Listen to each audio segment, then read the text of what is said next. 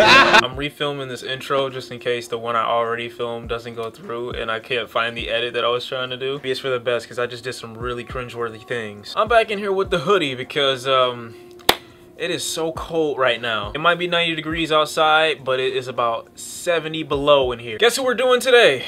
Pause. Vic Mensa. Victor, Vicky, Icky Vicky has released a new EP. Last time we heard from Vic Mensa was back in 2016 where he released his EP called There's a Lot Going On.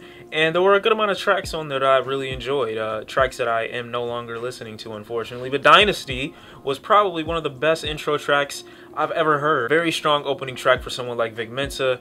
And he talks about a lot of political issues when it comes to police brutality, when it comes to, you know, black people needing to kind of unite, talking about kids shouldn't have lead in their water and things like that. So Vic Mensa tends to speak towards conflicts, and I like that about him. Very strong rapper, very emotional rapper. Not my favorite kind of rapper, but I respect it. But today he's got a new EP called, damn, let me look it up. The Manuscript.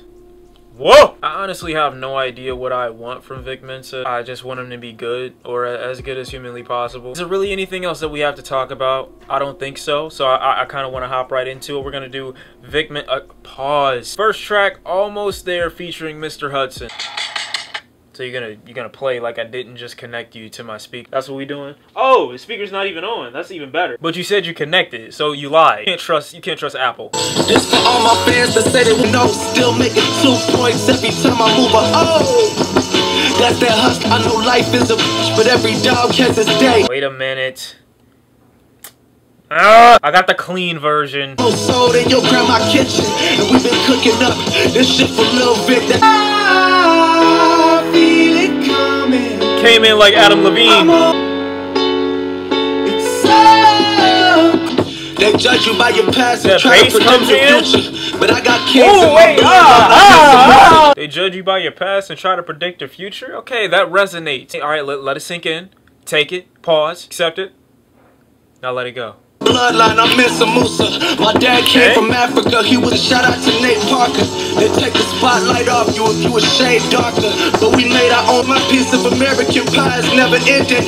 You know pie is the ending. That's a slick line. Oh, okay. I see what you did. First time like that J. Cole song. I'ma put the pressure on them all. I make cold turn and it never went to the Miami Heat. It's too loyalty in me. I'm worried. No piss I keep, but that album is coming. It's done for you niggas. Hold on. Alright, nice opening track. I wouldn't say it's like a crazy track, but he comes again with what Vic Mensa usually does, which is deliver some good bars. And, you know, he's got a lot of energy. Like I said, he's an emotional rapper. You can tell how he's feeling by the way he's rapping. It's no surprise that he's, you know, hungry. You can sense that. He doesn't come across as arrogant, but he comes across as confident. This is a difference. There's a fine line between arrogant and confident. And he just stays behind that line. And I don't remember if I heard tambourines in there. I'm pretty sure I heard some tambourine. Next track, OMG, featuring Pusha T. I should be a rapper. I know he's the one that made the rhyme, but I recited it, so I'm taking credit. I would take notes if I were you. Oh my God.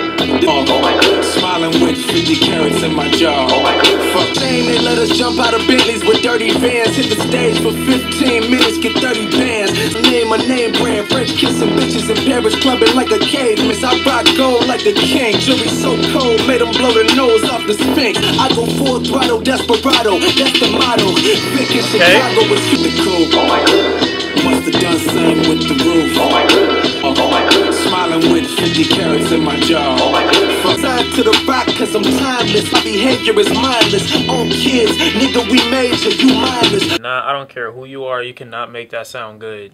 Putting mindless behavior in a rap song or mentioning them. You can't justify that. You can't justify that, man. I don't care why you put it in there. You can't justify putting them in the song. Still in the hood, tell Zimmerman shoot. Hold my nuts with an OJ club. Fuck the judge. You rappers is false flagging. You a fashion blood. Alright, you made up for it. Official lamb. I'm killer season cam. No lives matter. Blam. I would take notes if I were you. Oh my God. Oh my God. Smiling with 50. The other night I'm outside with the 9. The next man's girl. Sounds harsh, but they've been ripped apart my world. The career, so your streams and downloads could never match the kids. My sheep will keep jumping the fence. because of your snoring. My sheep can keep jumping the fence until you're snoring. Cause when you go to sleep, you counting sheep.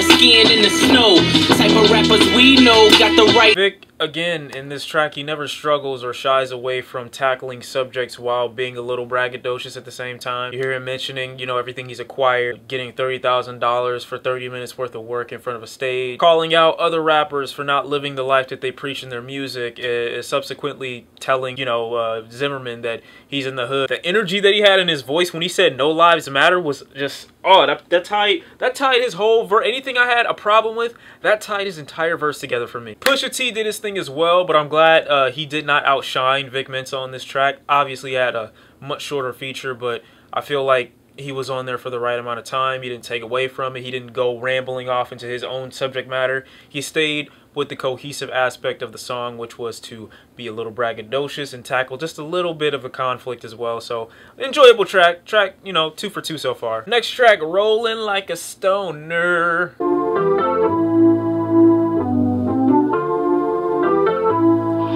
a stoner, I don't care about everything. Out of disaster, I don't need a recipe. Anti-social, I got the sauce, I got the spice. Be bad, I hit it twice. Yeah. Bro, they don't get too good to fuck. They say, Vic, are you okay? I don't even go no more, but I be leaning like the Cholo Tony. Hop, I'm going overboard. Need to take a slow-mo. Your girl treat me like a Polaroid. Shaking for a photo, swimming in alcohol. Alright, so for that track, I am extremely indifferent towards it. At one hand, Vic actually changes his flow, and the production of the song actually changes as well. Probably around the second half of the song. But the beginning, I just thought was overproduced. I thought there was way too many effects on Vic Mensa's voice. Subject matter for the song is kind of gearing towards Vic overcoming alcoholism, but at the same time finding a replacement for that. Or maybe he's trying to say he's got an addictive personality, so whatever he, you know, uses to replace the alcoholism, he is going to be addicted to as well. I don't know if this is what he's trying to gear toward, or if he's trying to say he's got the mentality of a stoner now that he's, you know, free from alcohol addiction. You don't always need the, you know, the production isn't always a good thing. The final track we've got on here is called Rage. The engine's bound to crash.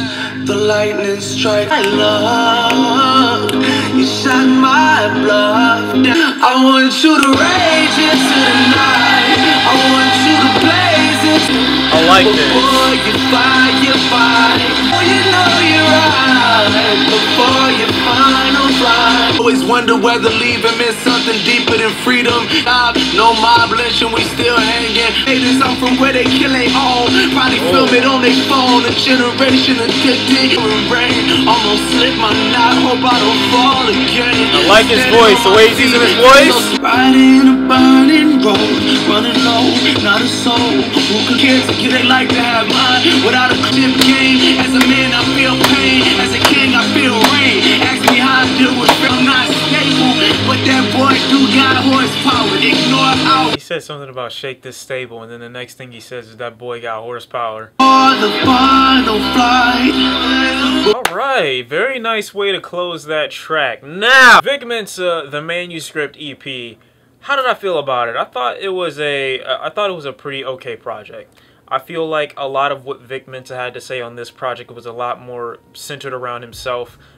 We get tracks continuously, just back to back, about what Vic Mensa has, how he's feeling. Even on that final track is embracing who he is, as opposed to being what everything else and everyone else in this world will like for him to be. That's why he's telling his listeners, he's telling himself, hey, go out and do what you want to do, pretty much. If you're going to end up, you know, having these thoughts, if you're going to end up having these, you know, horrible moments, if you're going to end up having these hard times in life, you should end up doing what it is that you want to do. So like when he says rage into the night before your final flight, you live your life to the fullest in a sense. And I feel like that track more so spoke to Vic, because even on that track he's talking about, you know, he's had moments where he wanted to take the gun and blow his own brains out, or put it in his mouth and blow himself away, when other kids would love to be in his position. And then he talks about his life as a celebrity. He's been in the position he's been in, having to deal with court cases, having to deal with personal issues. So I think a lot of this ties into who Vic Mensa is, and, you know, everything that he's been through and what he wants to accomplish.